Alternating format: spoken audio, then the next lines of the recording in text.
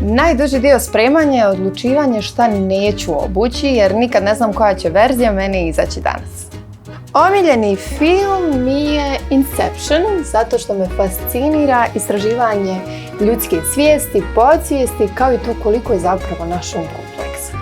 Naslov večerašnjeg luka bi bio Light can be bold too. Klasična iman bi bilo to što danas nosim nešto svjetlo, a potpuni twist to što nosim odijelo, a ne haljinu. Komadi koji mi donosi najviše uspomena su upravo oni koji nisu prvobitno bili moji. Jako često nosim mamine stvari i posebno mi je drago ovo odijelo koje njegujem pervolom kako bi ono zadržalo isti onaj sjaj koji je imalo i prije 20 godina.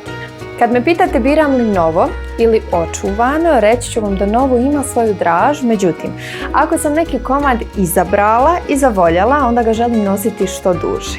A kada imate pervol, onda se ne morate brinuti da će vam svjetla odjeća posivjeti. 3 hashtaga kojima bih opisala večerašnji look bi bili White Statement pod reflektorima Sarajeva i naravno oprano pervol. Ja sam već spremna i sada vas sa sobom vodim na jedan event.